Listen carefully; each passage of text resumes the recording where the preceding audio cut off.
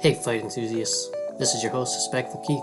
Welcome to the laid back vibes of the Hespect MMA podcast. Join in as we casually chat about the latest in the world of mixed martial arts, from the most epic matchups all the way down to stories you haven't yet heard. Consider this the chill zone for all things MMA. Let's roll with the punches together and let the conversation begin. Hespect.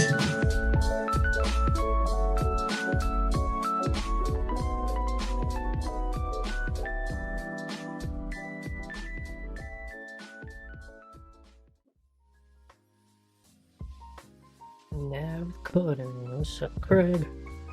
Come Craig. Alright. It's been a minute, people.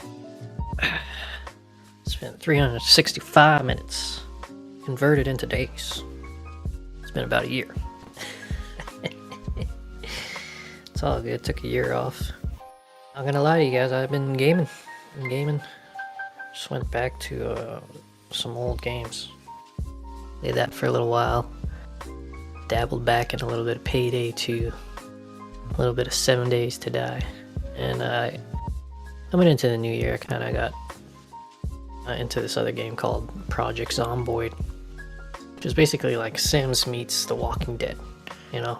And how does that work? Well, if you're familiar with survival games and zombie survival games, you just take some of those elements that you know, and you would put it into a Sims game, you know?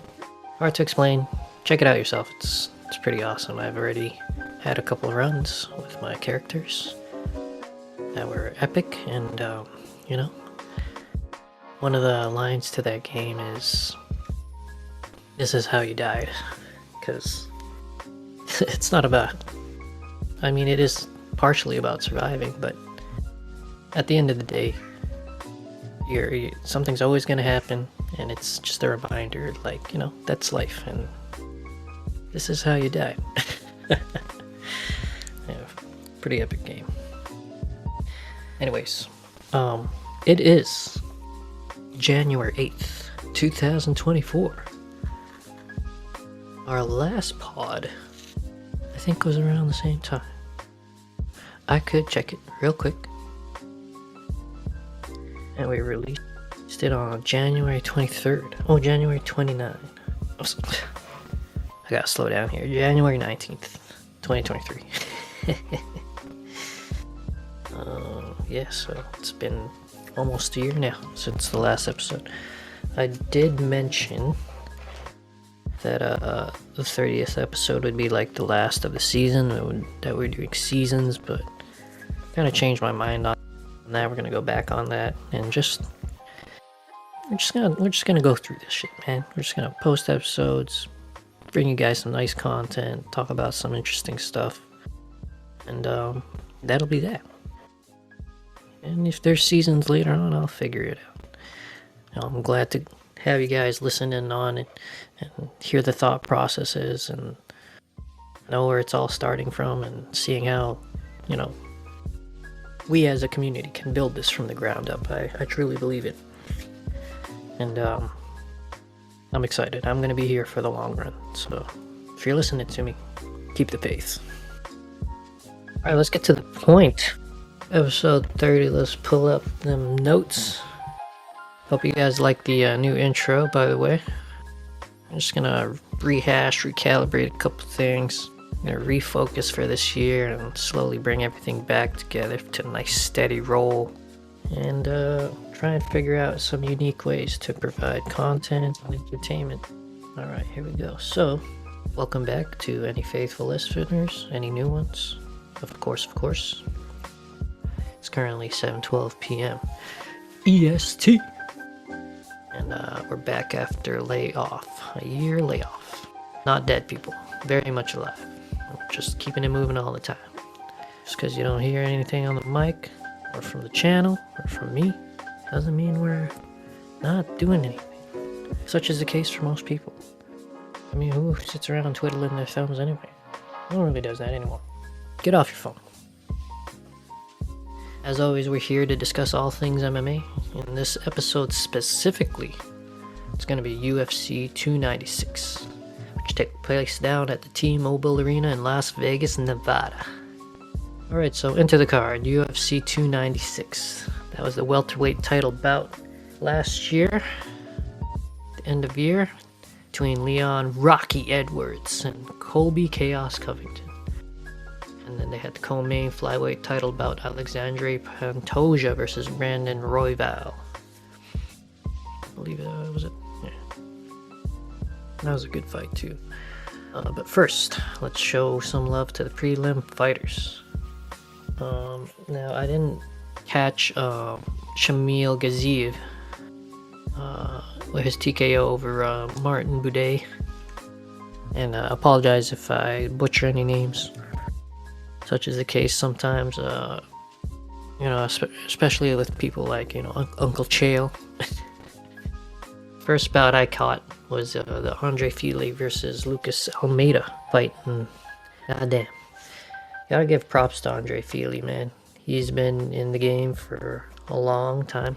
Yeah, he's always just been like, he pops up once in a while, has a good performance, and he catches your attention because, good looking guy. He's been slowly tatting himself up over the years. He's one of those same stories as Charles Oliveira, where you kind of watch him grow up in the cage.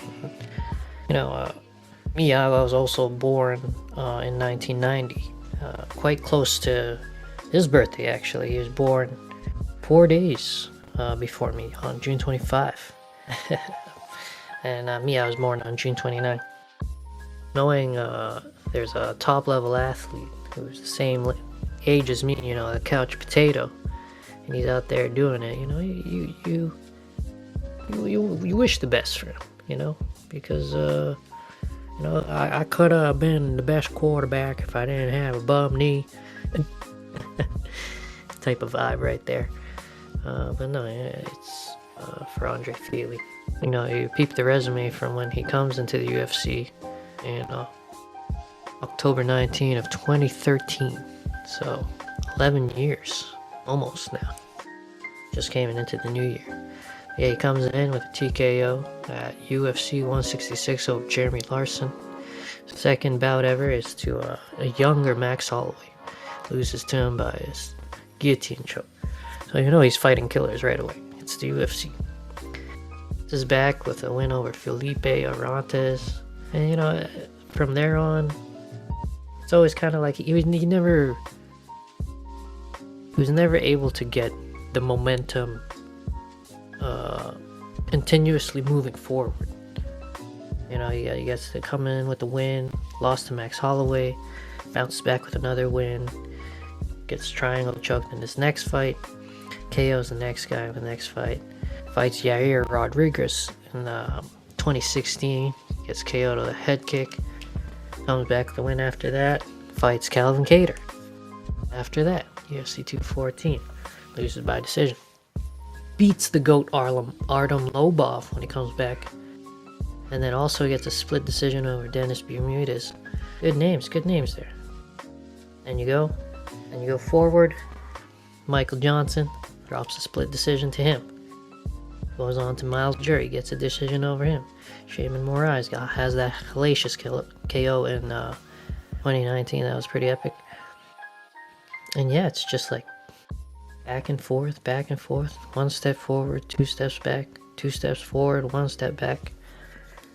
And whether it's a mental block or something lacking in the game or approach, or just luck of the cards, just unfortunately not the best man on the night of. And at this point, he's 33 now.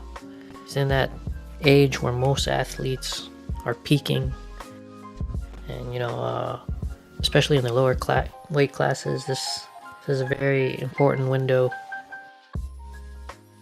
for anyone in or around his age. Now, he has this awesome TKO over Lucas Almeida, right? Nice touching, kind of feeling out to the start of the fight. They exchange some hard leg kicks, and then Fili, he's got that power. He landed that right hand, and yeah, he's able to get the finish, which is fantastic. And we're here again. You know, you would want someone at this point in their career to see some more success. You know, especially seeing all their ups and downs, and knowing that they've been fighting nothing but hard fights. You know, up and down, up and down. I say let's do it. Let's get a win streak going. Let it be his year. MMA Fight Gods. Andre Fili. He's paid his dues, man. Let him have a Dustin Poirier streak or something. You know? Let's see it. I'm all for it. Yeah, good luck to him. Excellent finish. And we'll check out the next fight. Respect to you, Andre Fili. Following that fight was Tagir Ulanbekov getting the face crank over Cody Durden in round 2. You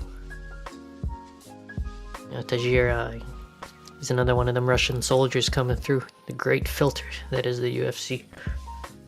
Puts a stop to another prospect, Cody Durden, and Durden, he was on a 4-fight win streak, so this is pretty significant. I watched this match pretty closely with my brother. I told him, you know, he is more of a casual fan, so I reiterated to him many times about the Russian Sambo guys, you know, just Russian presence in the current landscape. You know? Not just the UFC, but MMA in general. You see all the OVs are out here. All the OVs, the EVs, the BBs, the Alibabys. They're all out here, man. Sambo train killers taking belts left and right. It's been about like half a decade now they've been doing it, give or take. Yeah. They're definitely here to take over, and they're not here to take parts. That is probably the most Russian thing about this whole thing going down. Anyways, this win puts Tagir at 15-2. He's 4-1 in the UFC right now. He's 32 years old. You know, one can only hope that he can continue stringing wins together. Get on to a title shot, because time's not on his side. And Godspeed to him, that's for sure. Alright, on to the next one. Women's flyweight, Ariane Lipski versus Casey O'Neill. Ariane, the Queen of Violets, notching another win onto her resume. Nasty armbar on Casey O'Neill. She's got that 17-8 record now, 6-5 in the UFC. You know, Ariane, never seen as much of a standout, right? She's 29 now, 3-fight win streak. By all appearances, you would hope that she's finally coming into her own as a prospective flyweight in the division. Remains to be seen. But yeah, this win is, I think, might be her first ranked win. Fact check that. Anyways, it is a ranked win. O'Neill was ranked 12. So yeah, she deserves her flowers. She's got the 3-fight win streak now. You know, she can make some more noise, try and start racking up some more W's, hopefully, and keep climbing up, get up to that you know, top 10, top 5. Hopefully she's coming into her prime. Word up to her. Respect. After that, our boy Cody, former champ, got his KO over Brian Kelleher. Yeah, he looked more muscular. I don't know if you guys noticed that. I don't know if he's been weightlifting or whatnot, but he looks more muscular. I mean, he's always had the power, but if he wants to add more, shit, go for it, Cody. All right. But yeah, his right hand was landing all night. For as long as the fight lasted, it was money for him. So yeah, I like seeing this Cody back, and you know, even if it's not a resurgence to another title shot, it's good to see a guy like that continue to find some kind of success after the constant KOs and the clowning from the fickle MMA community. You guys know who you are. And you know who I'm talking about if you aren't one of them. Let's not forget, there is that storyline there with Sean O'Malley.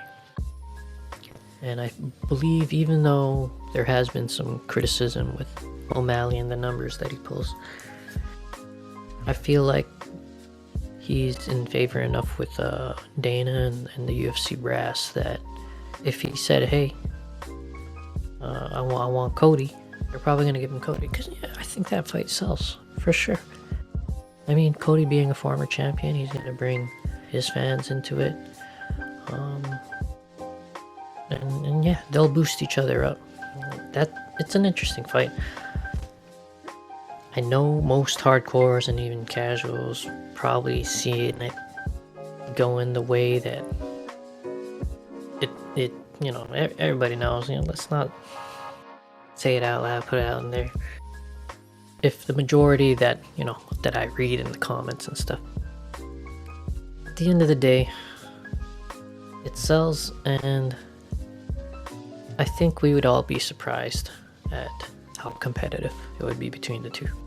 I think so, because speed kills, man, and at that weight class, man, those guys are still the fastest around. So I would entertain that. Hope Cody goes on to if he needs another good performance, and so be it. But I think if he secures like another emphatic finish or something, that should be open game, right? Just go ahead, grab that mic, and get the Nate Diaz thing going on, taking everything I work for. Call out the names, build it up, make it exciting, make the people want it even more. I want it, and it's something that I approve of. So support me, vote for me, Hespectful Keith.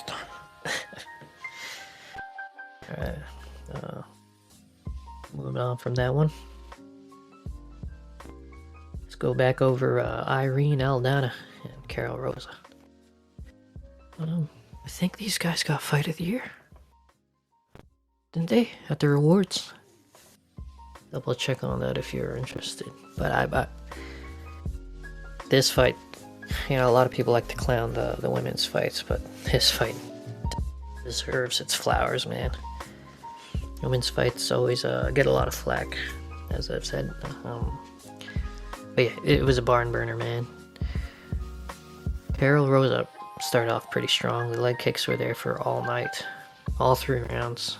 But it seems like she didn't pace herself properly. I believe she thought Aldana was eventually gonna fade. The way she went really hard first round and a half, and then just started to fade. And Aldana was still right there. Irene, she toughed it out. She took a battering that first round, and then just slowly took over and kept the pressure. And she was boxing Rosa up in the 3rd round there, man. Like Rosa, she was just on the back foot for most of it, just trying to get hit in the face constantly. But yeah, it was a great rally by Aldana. The judges gave it to her, unanimous decision. At the end of the day, we all won. Those chicks kicked the crap out of each other. Speedy healing to them, and yeah, let's hope for more 2024. Next one after that was Alonzo Menifield, who defeated Justin Jacoby. Unanimous decision. This one was painful. My brother's son, his name is Jacoby, but with an I instead of a Y at the end. So that had me rooting for Justin Jacoby, and that's not the only reason, man. Like, anyone who's been kind of following Jacoby's 2023, 2022, he's put up some real good fights, and he's really like, he's a game fighter, man. He'll trade with you, and the man can move. So yeah, I was rooting for him. I wanted to hear, and winner is or whatever, and by unanimous decision, Jacoby. I want to shout it out with Bruce Buffer. Fortunately, Alonzo, man, he's just a tank of a fighter. He's so explosive, dude. Jacoby, very clean, very technical, good with his hands. It's just Alonzo, just caught him slipping a few times, and it was always like in the middle or near the end of the round that he would just steal it away on the judges' scorecards with a good shot, hurting Jacoby and putting him on the back foot. It was a great bout either way, man. Great clash of striking styles, the kind of wait, fire by Manyfield, and the sort of more technical by Jacoby there. Made for a good fight.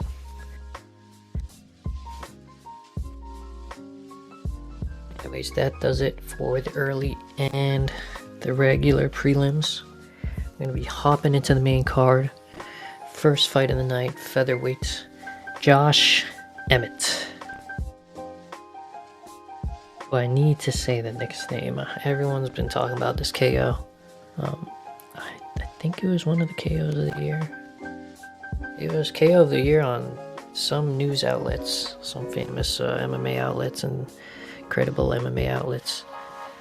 Rightfully so.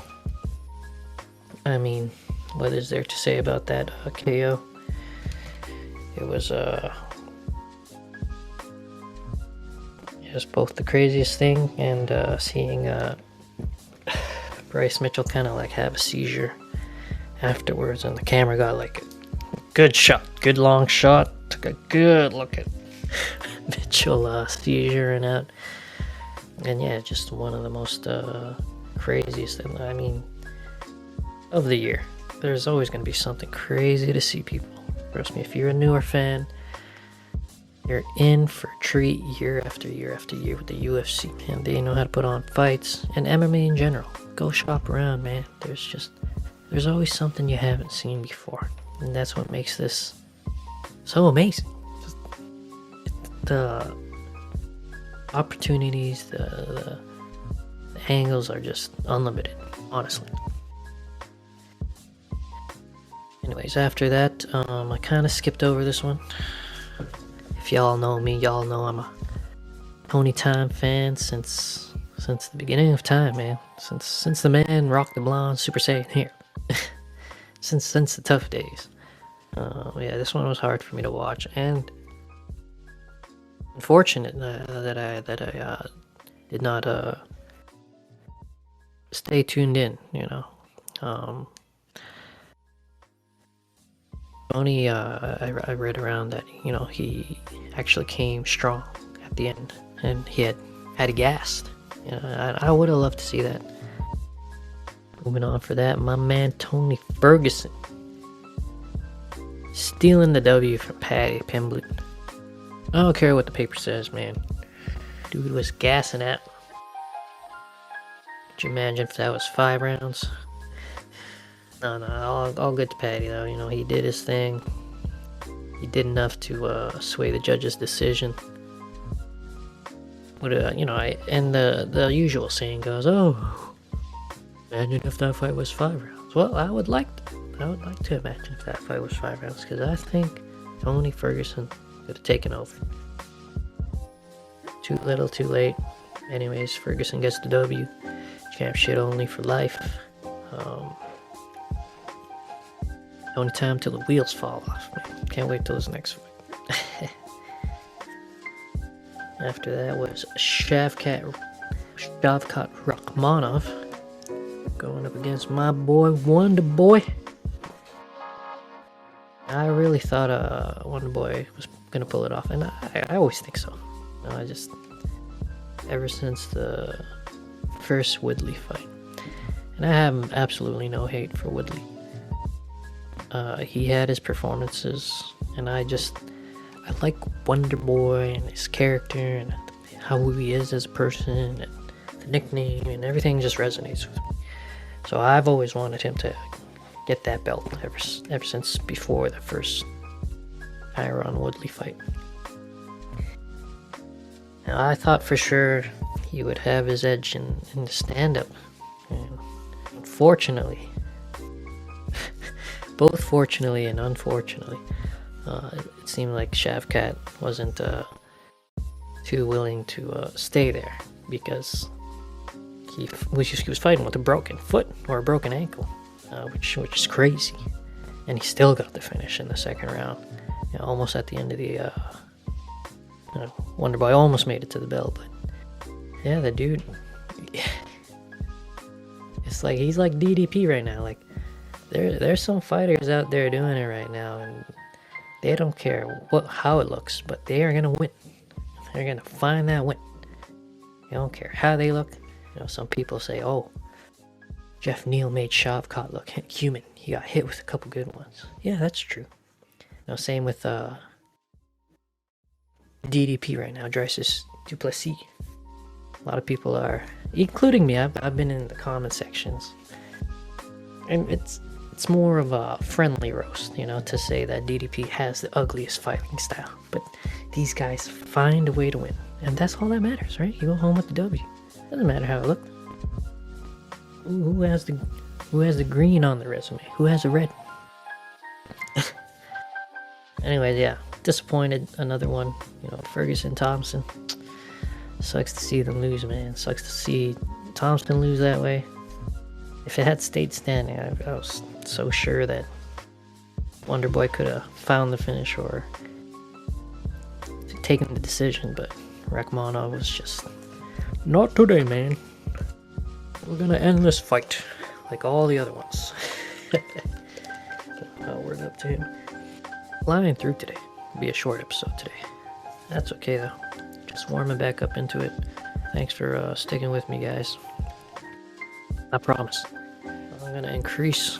Sorry if you heard that. That was one of my tropical man cakes I got for 88 cents at Walmart. Well, my wife saw them. She bought them, actually, not me. I can't take credit for it. They are delicious. Check them out, guys. They are called tropical cakes. It'll say their their flavor. And at the bottom, it'll say Gâteau Tropical Mang. Oh, shit. That's the French. Anyways, I don't know what I was saying last, but word up to Shavkat. A lot of people are saying, he's close to that title fight. Possibly one more contender match. Possibly a fill-in for a title match where someone falls out. Who knows? It might be possible. As for my boy Stephen Thompson, listen, guys, listen. I've been saying this for years. And you can even go back to some of my first episodes on my pod. Wonder Boy and MVP. That's my dream matchup, man. I think I've said it on my earlier pods. Anyways, even before I started the podcast, even when I had this Instagram page called MMAnews.mb, I don't know if any of you remember it, but I almost had 2,000 followers before I got the ban hammer from UFC, because they opened up their Instagram account. They started banning everyone that was posting fight clips. I had a bunch of shit taken away from me. Life story. Fuck. And even Brittany Palmer shouted me out. Shout out to Brittany Palmer. She retired now. Who's gonna shout me out? No one's gonna shout me out. Only Brittany Palmer did. Now she's selling art and being high class. Love you, Brittany. And I know you got a man, and I'm married, so. Anyways, moving on from that. Alexandre Pantoja defeats Brandon Royval. Sorry, butchering names again. By decision. Now, on paper, unanimous decision. Pantoja did what he had to do to take the rounds away.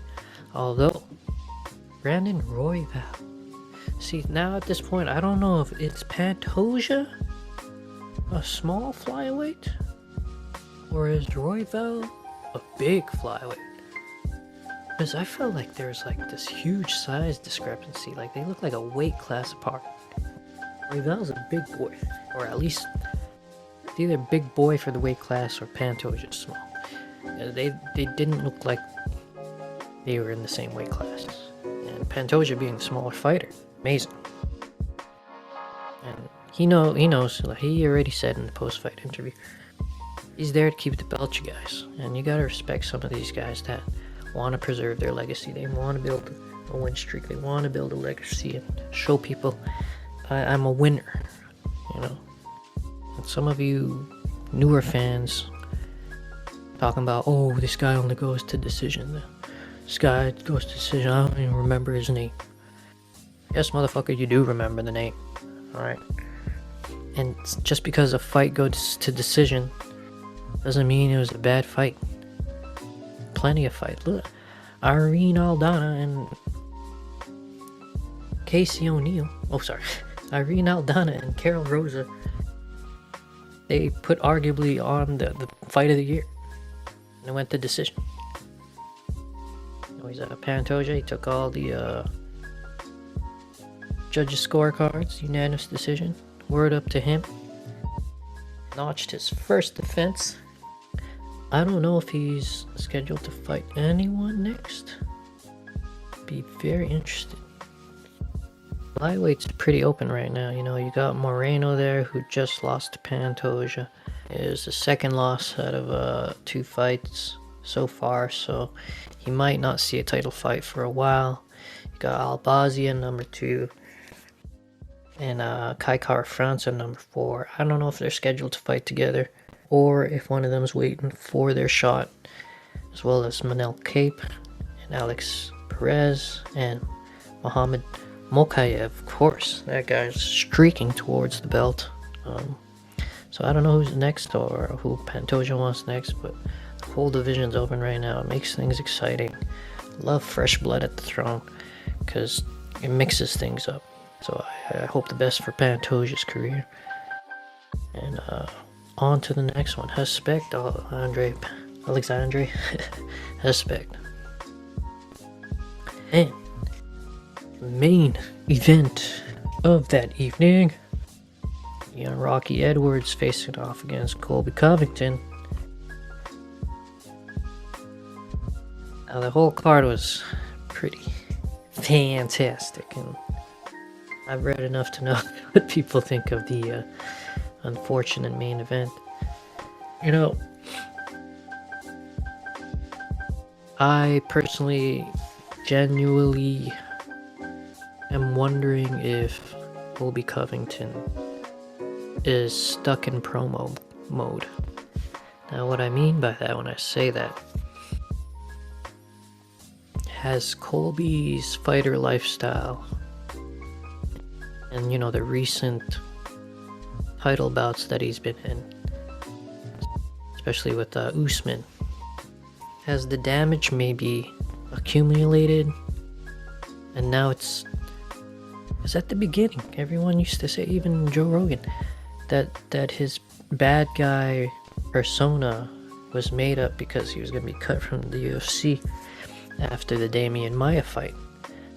But now you got him at this press conference talking about Leon's dead dad and asking him, oh, you think it's just an act now? And he's on Fox News saying this and that and calling people a terrorist and saying all these pretty strong things. Where's the nice guy Colby? Is it still an act? Is he stuck in promo mode? I think I'm asking some legit questions. And I don't know if anyone else has asked it. I haven't really seen anyone talk about it other than they hate him or they love him. That being said, Colby talked up a huge game. Most of us know what was said, and it was very anticlimactic. He did come out and say something about a broken foot. No x-rays were shown at this time. Not asking for proof. Me personally, I don't care. Just stating some facts. well, might not be a fact. Check his page. I haven't checked it. I personally haven't seen an X-ray from Colby on his broken foot. He's just hearsay to me so far. But yeah, lackluster. He didn't push forward like the usual Kobe. He didn't push the pace like the usual Kobe. And Leon, he's the defending champion. People can be mad at the defending champion all they want, but if they're the defending champion and they go with a defensive fighting style and in an effort to preserve their throne and further prove why they're the best, because you can't get through my defense, well then, that's just the way it is, folks. He's the one at the throne, he's the one at the top. You gotta take the fight to him. That's my belief. Can't be getting mad at the champion fighting defensively. He's the one defending. Makes sense, right? Pretty logical. Anyways, Leon Edwards has some fantastic aspirations. Listen, I'm all for it, man. I just wish in this current landscape of MMA that there would at least be more defensives for the champions. Listen, I'm nobody, but 1-2 defenses. Make it 2 minimum. 2 defenses minimum in your own division. Clean the house a little bit, and then move up or down. Challenge yourself in another weight class. You know, cement yourself. This whole hippity hoppity thing is getting out of hand. It's getting out of hand. You know, and honestly, in my personal opinion, if you're talking about double division champions, I don't care about no pay-per-view numbers. I don't care about none of that. What I care about is the activity. And the only people that actually defended their belts in their divisions when they had them was DC and Amanda. Everybody else just, oh, I got this belt here, let me go over there. No disrespect to the GOAT GSP. You got diverticulitis. An exception to the rule. Word up, Canada bias. I'm kidding. It's all proven, folks. It's unanimous. GSP's the GOAT. Anyways, that being said, no, Leon, he wants to go up to middleweight. Wants to challenge himself there. I think they're gonna make him fight Bilal first. Oh wait, no, they did. Yeah, they scheduled it already. Gonna be at 300. 299, looking a lot better than 300 right now.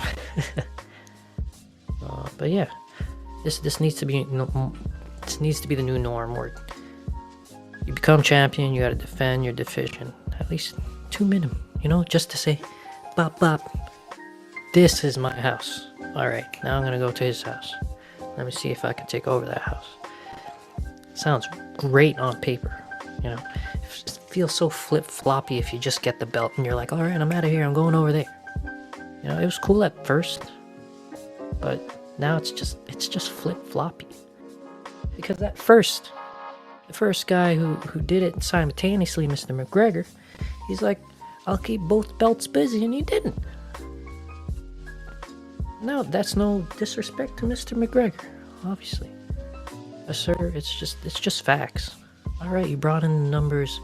No one's ever gonna do the game like you. Alright. Shut my mouth. I'm nobody. Yeah.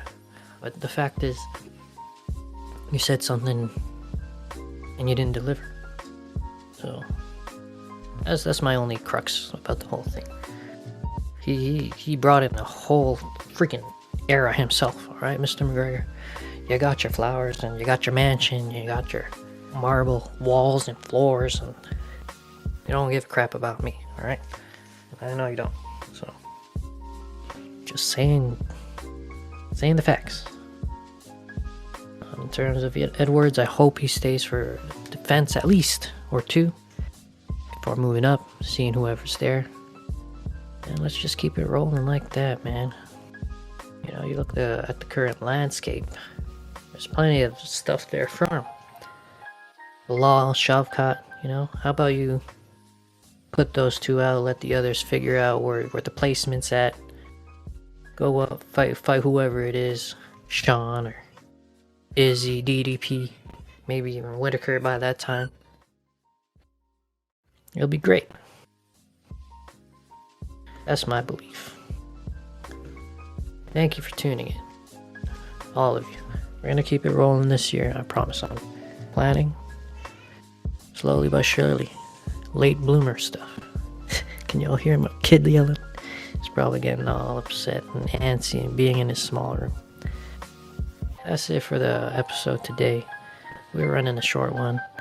I was expecting some guests, but it's okay. The new process at the pod. I'm just running the show whenever I have some time to run the show. I'll let any of my homies know, any of my friends know. Hop on if you'd like. We'll discuss things. Probably would have gone on longer, but short and sweet's good. Again, it is January 2024. January 8th, 2024, 7:56 p.m. This is your host, Hespectful Keith. Always gonna be here for you folks. Always gonna provide some conversation, some thoughts, some content, some news, all things MMA. You heard the intro. Can't say enough. Thank you for listening in. We'll see you on the next episode, episode 31. No new season. Love it. Thank you for following the journey. And see y'all next time. Hespect.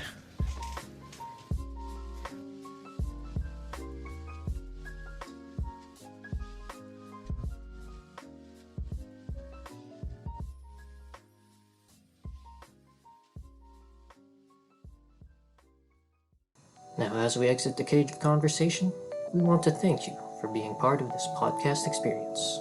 Just like a well-executed submission, we hope our discussions have left a lasting impression. Until we grapple with more topics in the next episode, find your zen, stay laid back, and keep embracing the warrior spirit.